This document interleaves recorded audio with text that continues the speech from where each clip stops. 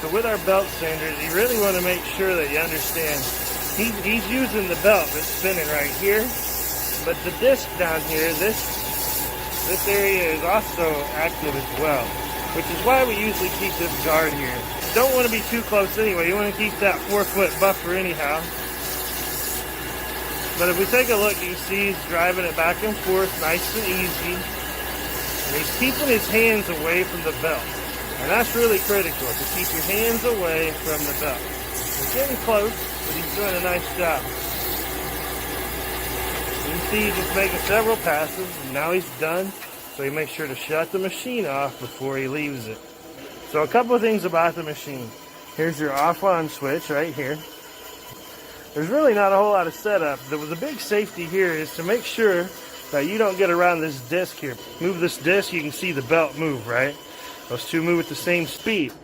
And you can see that that's a brand new disc on there. We usually don't use that. That one tends to throw wood a little bit, as will this one. Then when we're done, there's the bag right here. This one will try to collect as much dust as it can, but you can still see it gets a little dusty. You only use it for a couple seconds really, and it's still got a little dusty. Before you leave though, if nobody else is on the machine, we'll go ahead and make sure that you've turned the power strip off. So right here, we'll just turn that off. So just a quick review of the sander. Obviously, here's the off-on switch. I wanted to point this out though on this side. Remember, this disc right here, as this spins, the belt is spinning too. We really want to be careful and not put our hands in this area. We don't use the disc sander, mostly because it throws things quite a bit.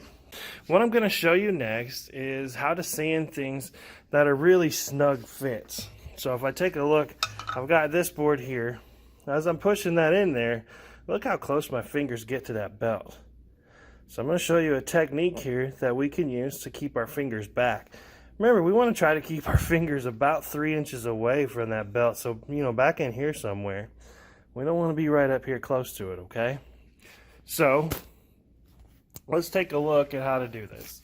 First thing I might do, or I'm going to do, is I'm going to take this and put it in a clamp. Something like this.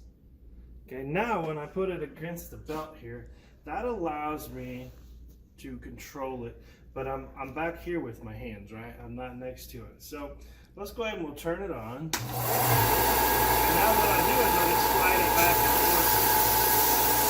Notice it's going nice and easy.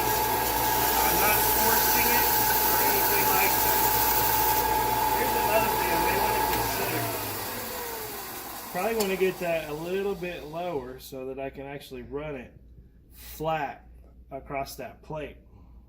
So if you'll notice here right below the clamp, there's a little bit of a gap there, right, where the board's actually lower. What that allows me to do is pass it flat across the table plate here. Okay, so let's try again. That allows me to just kind of run it back and forth. Notice I'm moving nice and easy.